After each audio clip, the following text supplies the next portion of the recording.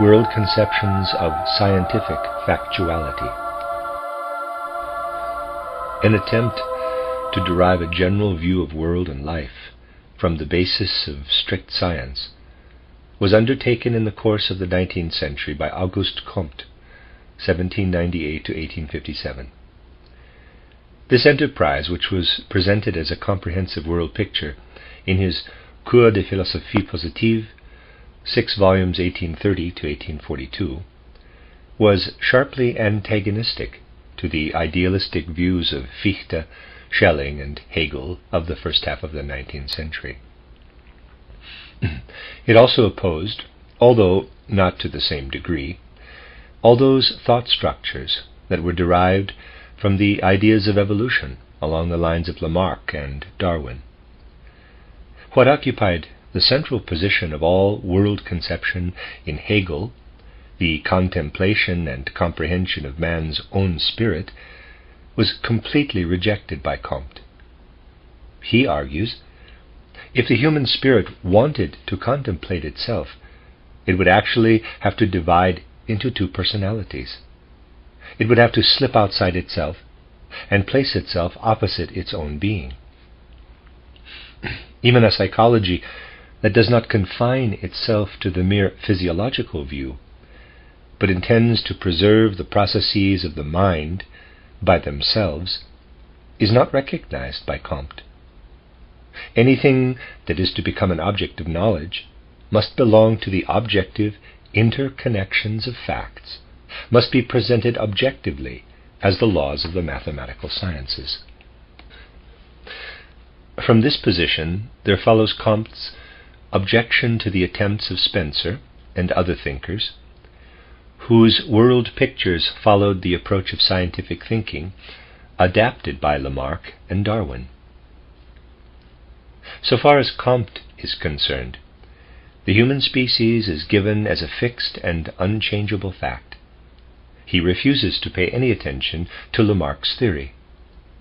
Simple, transparent, natural laws, as physics uses them for its phenomena, are ideals of knowledge for him. As long as science does not work with such simple laws, it is unsatisfactory as knowledge for Comte. He has a mathematical bent of mind. If it cannot be treated clearly and simply like a mathematical problem, he considers it to be not ready for science.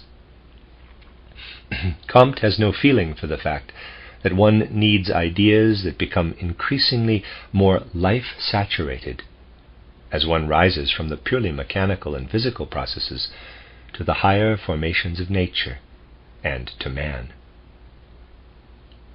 His world conception owed a certain lifeless and rigid quality to this fact. The whole world appears to him like the mechanics of a machine. What escapes Comte everywhere is the element of life. He expels life and spirit from things, and explains merely what is mechanical and machine-like. The concrete historical life of man appears in his presentation like the conceptual picture that the astronomer draws of the motions of the heavenly bodies. Comte constructed a scale of the sciences. Mathematics represents the lowest stage. It is followed by physics and chemistry, and these again by the science of organisms. The last and concluding science in this sequence is sociology, the knowledge of human society. Comte strives to make all these sciences as simple as mathematics. The phenomena with which the individual sciences deal are supposed to be different in every case, but the laws are considered to be fundamentally always the same. The reverberations of the thought of Holbach, Condillac, and others are still distinctly perceptible in the lectures on the relation between soul and body, Les rapports du physique et du moral de l'homme, that Pierre-Jean-Georges Cabanis, 1757 to 1808, gave in 1797 and 1798 in the medical school founded by the National Convention in Paris. Nevertheless, these lectures can be called the beginning of the development of the world conception of the 19th century in France. They express a distinct awareness of the fact that Condillac's mode of conception for the phenomena of the soul life had been too closely modeled after the conception of the mechanical processes of inorganic nature and their operation. Cabanis investigates the influence of age, sex, way of life, and temperament on man's intellectual and emotional disposition. He develops the conception that the physical and the spiritual are not two separated entities that have nothing in common, but that they constitute an inseparable whole. What distinguishes him from his predecessors is not his fundamental view, but the way in which he elaborates it. His predecessors simply carry into the spiritual the views they have derived from the inorganic world. Cabanis is convinced that if we start by observing the world of the spiritual as open-mindedly as we observe the inorganic, it will reveal its relation to the rest of the natural phenomena. Destutt de Tracy, 1754 to 1836, proceeded in a similar way. He also wanted first to observe the processes of the spirit, without bias as they appear when we approach them, without philosophical or scientific prejudice. According to this thinker, one is in error if one conceives the soul as a mechanism as Condillac and his followers had done. This mechanistic character cannot be upheld any longer if one honestly observes one's self. We do not find in us an automaton, a being that is directed from without. We always find within us spontaneous activity and an inner self. We should actually not know anything of the effects of the external world if we did not experience a disturbance in our inner life caused by a collision with the external world. We experience our own being. We develop our activity out of ourselves, but as we do this, we meet with opposition. We realize not only our own existence, but also an external world that resists us. Although they started from de Tracy, two thinkers, Maine de Biran, B-I-R-A-N, 1766 to 1824, and André-Marie Ampère, A-M-P-E-R-E, 1775 to 1826, were led by the self-observation of the soul in entirely different directions. Biran is a subtle observer of the human spirit. What in Rousseau seems to emerge as a chaotic mode of thought motivated by an arbitrary mood, we find in, I'll try it again, Biran in the form of clear and concrete thinking. Two factors of man's inner life are made the objects of observation by Biran, who is a profoundly thoughtful psychologist. What man is, through the nature of his being, his temperament, and what he makes out of himself through active work, his character. He follows the ramifications and changes of the inner life, and he finds the source of knowledge in man's inner life.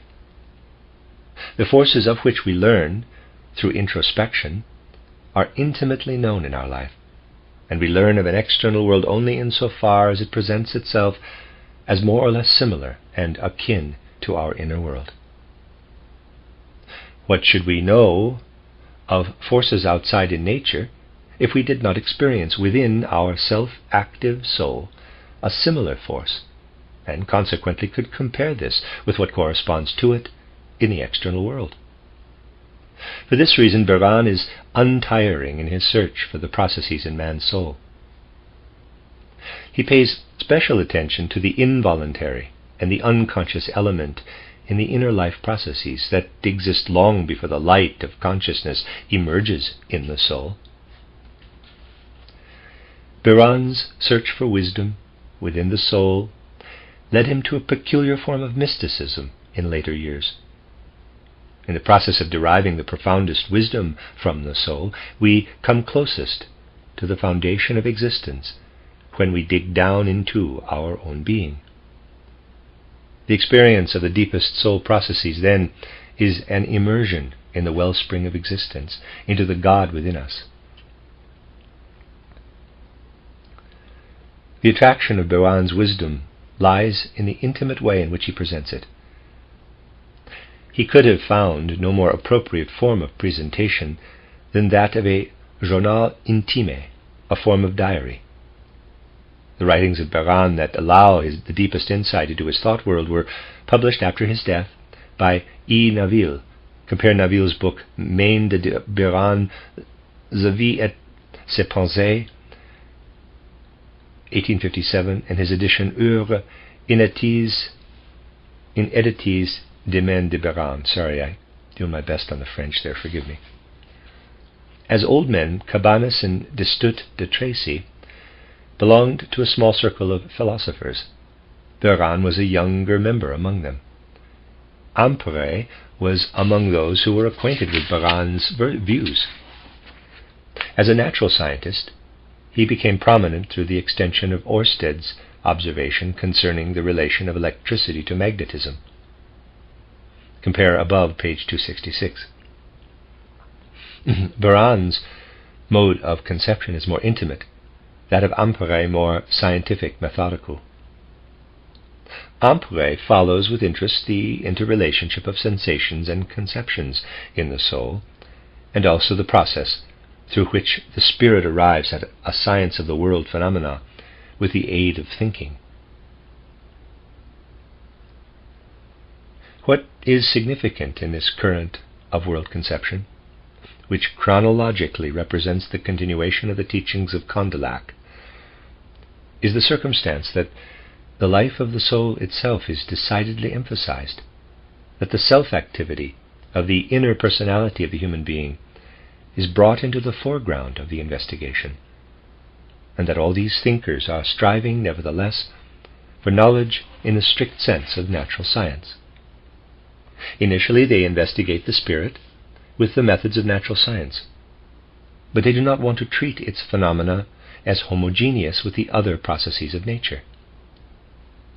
From these more materialistic beginnings, there emerges finally a tendency toward a world conception that leans distinctly toward the spirit. Victor Cousin, or Cousin, 1792 to 1867, traveled through Germany several times, and thus became personally acquainted with the leading spirits of the idealistic period. The deepest impression was made on him by Hegel and Goethe. He brought their idealism to France. As a professor at the École Normale, 1814, and later at the Sorbonne, he was able to do a great deal for this idealism through his powerful and fascinating eloquence that always produced a deep impression. Cousin received from the idealistic life of the spirit the conviction that it is not through the observation of the external world, but through that of the human spirit, that a satisfactory viewpoint for a world conception can be obtained. He based what he wanted to say on the self-observation of the soul. He adopted the view of Hegel, that spirit, idea, and thought do not merely rule in man's inner life, but also outside in nature and in the process of the historical life, and that reason is contained in reality. Cousin taught that the character of a people of an age was not merely influenced by random happenings, arbitrary decisions of human individuals, but that a real idea is manifested in them, and that a great man appears in the world merely as a messenger of a great idea, in order to realize it in the course of history. This produced a profound impression on Cousin's French audience, which in its most recent history had had to comprehend world historical upheavals without precedent, when they heard such a splendid speaker expound the role that reason played in the historical evolution in accordance with some great and fundamental ideas.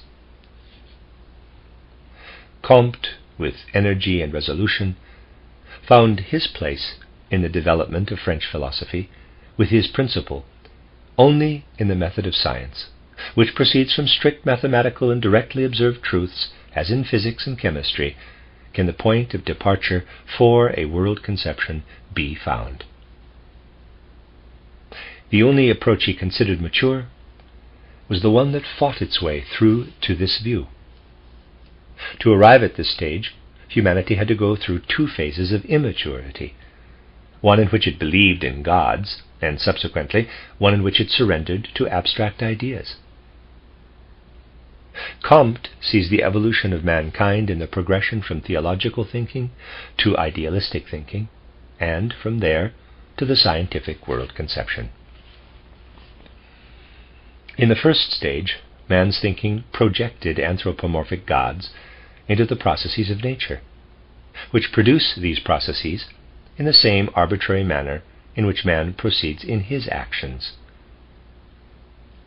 Later, he replaces the gods with abstract ideas, as, for instance, life force, general world reason, world purpose, and so forth.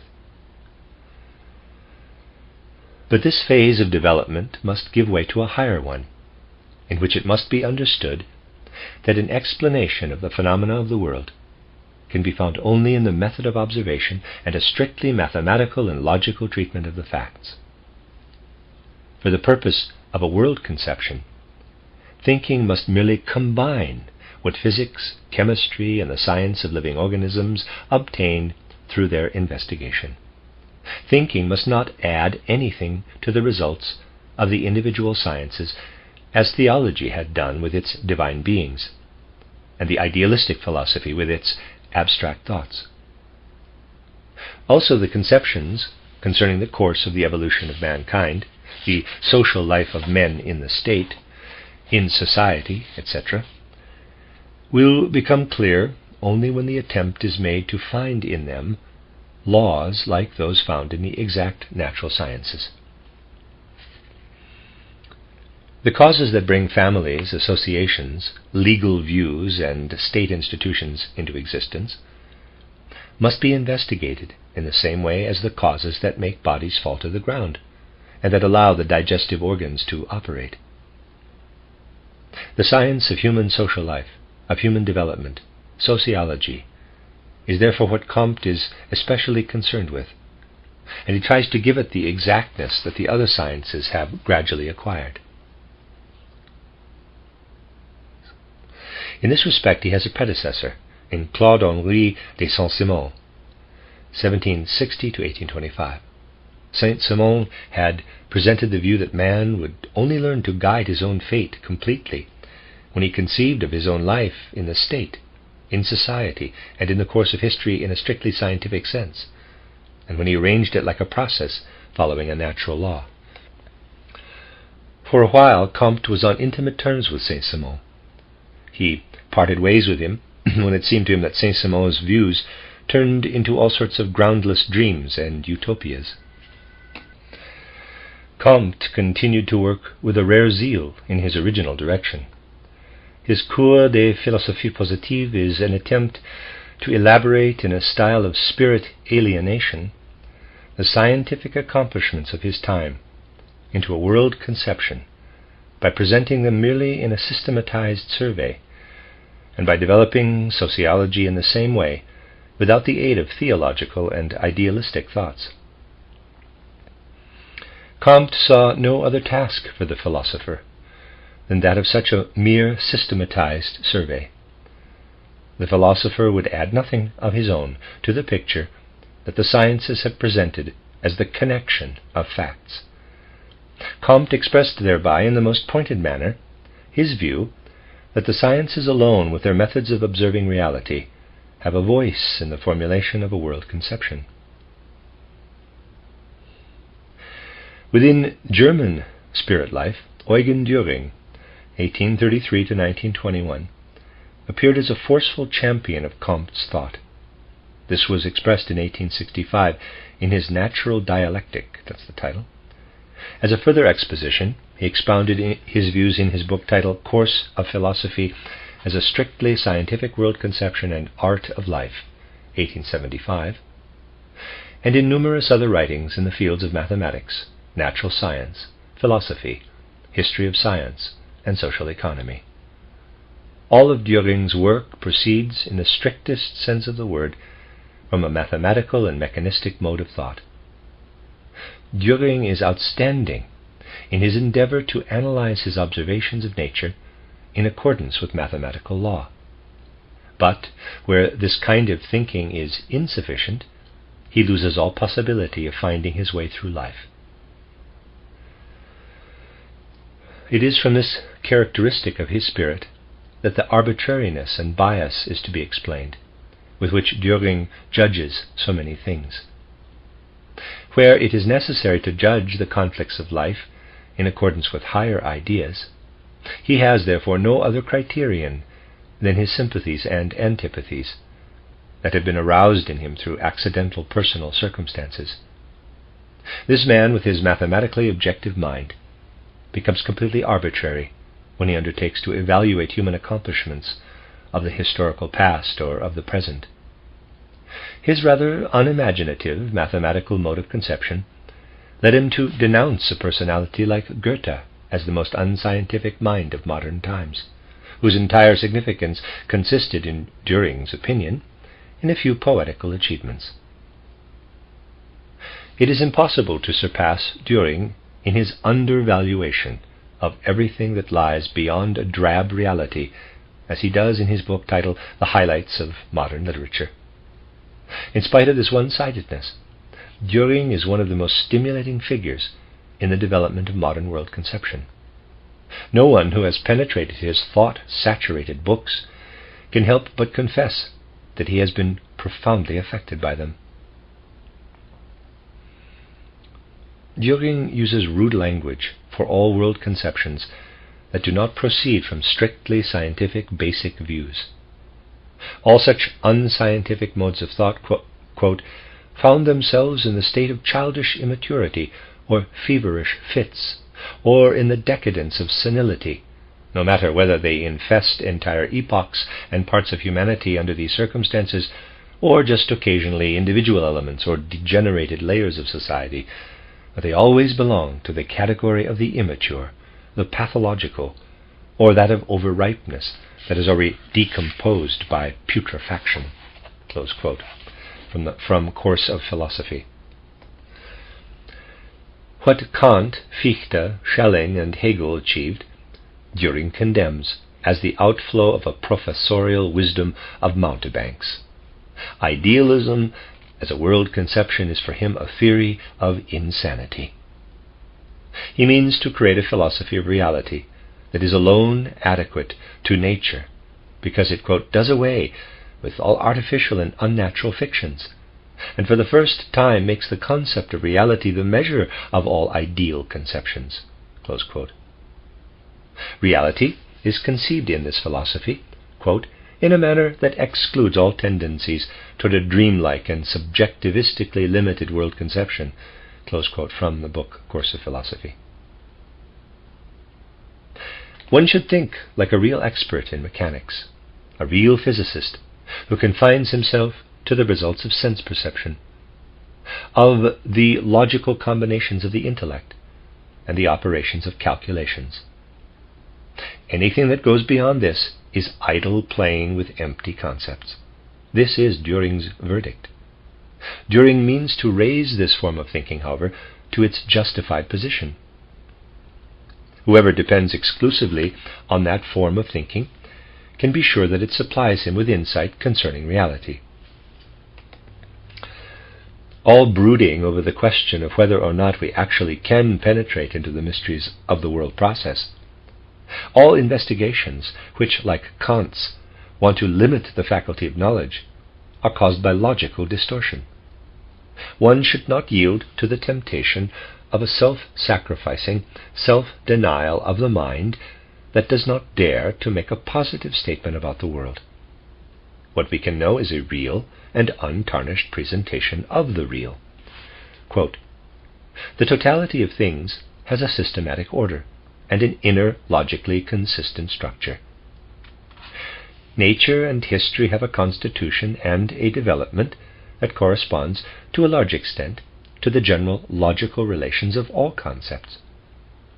The general qualities and relations of the concepts of thought with which logic deals must also be valid for the special case, that its object is the totality of being, together with its chief forms. Since the most general thinking decides to a large extent what can be and how it can be, the highest principles and the main forms of logic must set the standard for all reality and its forms. From Course of Philosophy, close quote. Reality has produced for itself an organ in human thinking in which it can reproduce itself mentally in the form of thought in an ideal picture. Nature is everywhere ruled by an all-penetrating law that carries its own justification within itself and cannot be criticized. How could there be any meaning in an attempt to criticize the relevance of thinking, the organ of nature? It is mere foolishness to suppose that nature would create an organ through which it would reflect itself only imperfectly or incompletely. Therefore, order and law in this world must correspond to the logical order and law in human thinking. Quote, "The ideal system of our thought is the picture of the real system of objective reality. The completed knowledge has, in the form of thoughts, the same structure that the things possess in the form of real existence." Close quote. In spite of this general agreement between thinking and reality, there exists for the former the possibility to go beyond the latter. In the element of the idea, thinking continues the operations that reality has suggested to it. In reality, all bodies are divisible, but only up to a certain limit. Thinking does not stop at this limit, but continues to divide in the realm of the idea. Thought sweeps beyond reality. For thought, the body is divisible into infinity. Accordingly to thought, it consists of infinitely small parts. In reality, this body consists only of a definite, finite number of small, but not infinitely small parts. In this way, all concepts of infinity that transcend reality come into existence. From every event, we proceed to another event that is its cause. From this cause, we go again to the cause of that cause, and so forth. As soon as our thinking abandons the firm ground of reality, it sweeps on into a vague infinity. It imagines that for every cause, a cause has to be sought in turn, so that the world is without a beginning in time. In allotting matter to space, thinking proceeds in a similar way. In transversing the sky, it always finds beyond the most distant stars still other stars. It goes beyond this real fact and imagines space as infinite and filled with an infinite number of heavenly bodies. According to Düring, one ought to realize that all such conceptions of infinity have nothing to do with reality. They only occur through the fact that thinking, with the methods that are perfectly appropriate within the realm of reality, rises above this realm and thereby gets lost in the indefinite. If in our thinking, however, we remain aware of this separation from reality, we need no longer refrain from applying our concepts borrowed from human action to nature. Düring, as he proceeds from such presuppositions, does not even hesitate to attribute to nature, in its production, an imagination any more than he does to man in his creation. Quote, "Imagination extends into nature itself. It has its roots, as does all thinking in general, in the processes that precede the developed consciousness, but do not produce any elements of subjective feelings." Close quote from Course of Philosophy. The thought upheld by Comte, that all world conception should be confined to a mere rearrangement of the purely factual, dominates Düring so completely that he projects the faculty of imagination into the external world, because he believes that he would simply have to reject it if it occurred merely in the human mind. Proceeding from these conceptions, he arrives at other projections of such concepts as are derived from human activities. He thinks, for instance, that not only man could, in his actions, undertake fruitless attempts, which he then gives up because they do not lead to the intended aim, but that such attempts could also be observed in nature. Quote, "The character of the tentative in the formations of nature is not at all alien to reality itself, and one cannot see why one should allow only one half of the parallelism between nature outside man and nature in man, just for the sake of pleasing a shallow philosophy. If subjective error of thinking and imagining springs from the relative separation and independence of this sphere, why should not a practical error or blunder of the objective and non-thinking nature be possibly the result of a relative separation and mutual alienation of its various parts and driving forces? A true philosophy that is not intimidated by common prejudices will finally recognize the perfect parallelism and the all-pervading unity of the constitution in both directions." From the Course of Philosophy, close quote. Dühring is not in the least shy when it is a question of applying the concepts to reality that thinking produces in itself. But since he has, because of his disposition, only a sense for mathematical conceptions, the picture he sketches of the world has a mathematical schematic character. He rejects the mode of thought that was developed by Darwin and Haeckel, and does not understand what motivates them to search for a reason to explain why one being develops from another. The mathematician places the forms of a triangle, square, circle, and ellipse side by side. Why should one not be satisfied with a similar schematic coordination in nature as well? Dühring does not aim at the genesis of nature, but at the fixed formations that nature produces through the combinations of its energies, just as the mathematician studies the definite, strictly delineated forms of space. He finds nothing inappropriate in attributing to nature a purposeful striving toward such definite formations. Dühring does not interpret this purposeful tendency of nature as the conscious activity that develops in man, but he supposes it to be just as distinctly manifested in the operation of nature as every other natural manifestation. In this respect, Dühring's view is, therefore, the opposite pole of the one upheld by Friedrich Albert Lange. Lange declares the higher concepts, especially all those in which imagination has a share, to be justifiable poetic fiction. Dühring rejects all poetic imagination in concepts, but he attributes actual reality to certain higher ideas that are indispensable to him. Thus it seems quite consistent for Lange to separate the foundation of the moral life entirely from all ideas that are rooted in reality. Parenthesis, compare above, page 323. Close parenthesis. It is also consistent if Dühring wants to extend the ideas that he sees as valid in the realm of morality to nature as well. He is completely convinced that what happens in man and through man belongs to the natural events as much as do the inanimate processes. What in human life is right cannot be wrong in nature.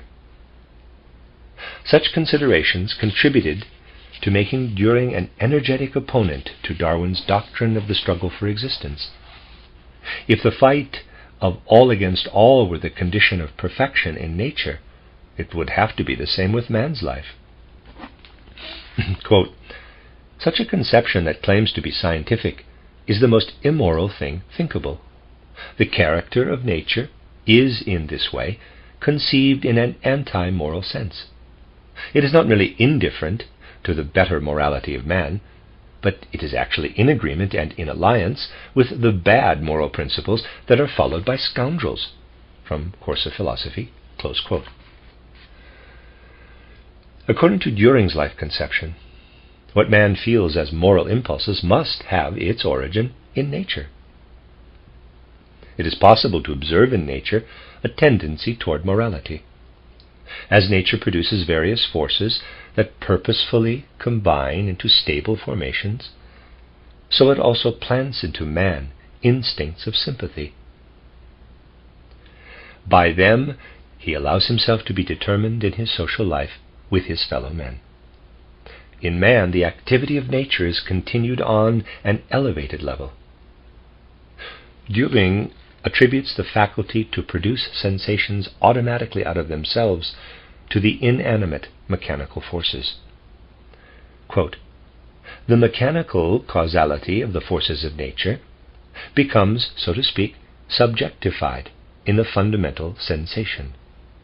The fact of this elementary process of subjectification is evidently incapable of any further explanation, for somewhere and under some conditions the unconscious mechanism of the world must develop a feeling of itself." From Course of Philosophy, close quote. But when the world arrives at this stage, it is not that a new law begins, a realm of the spirit, but merely a continuation occurs of what had already been there in the unconscious mechanism.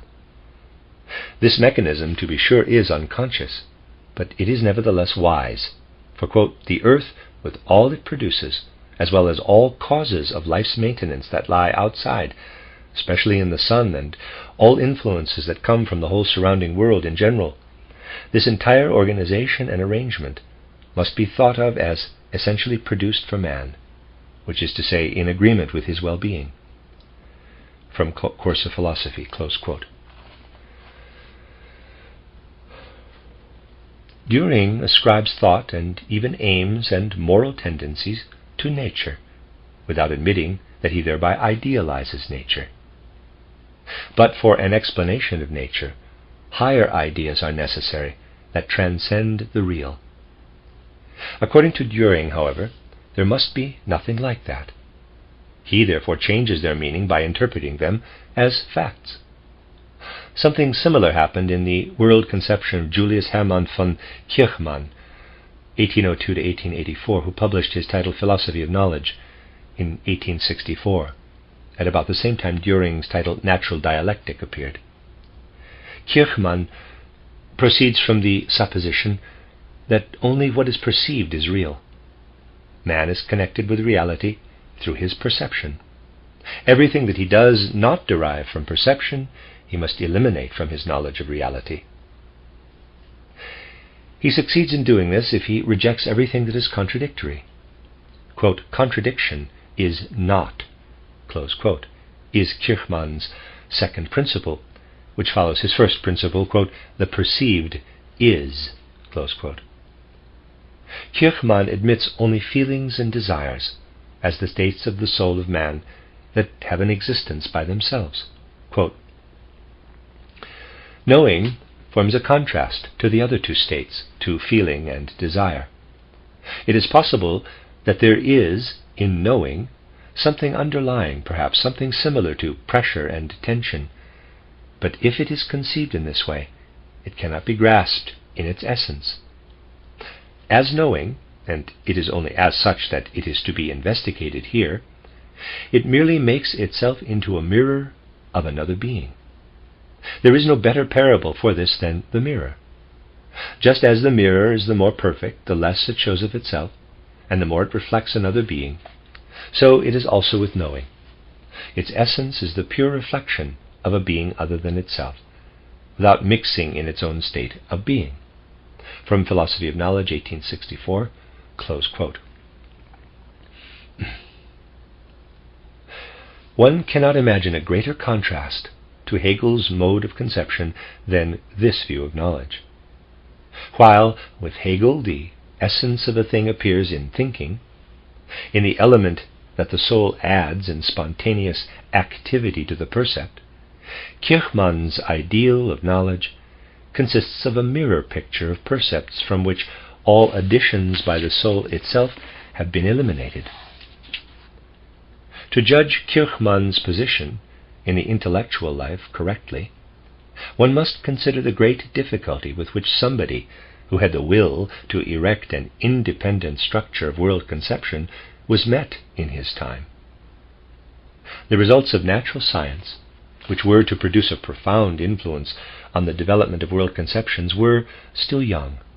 They were just sufficient to shake the belief in the classical idealistic world conception that had to erect its proud structure without the aid of modern natural science.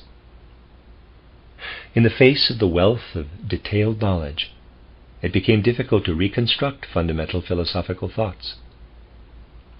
The thread that led from the scientific knowledge of facts to a satisfactory total conception of the world was gradually lost in the general consciousness. A certain perplexity took hold of many. An understanding for the lofty flight of thought that had inspired the world conception of Hegel was scarcely to be found anywhere.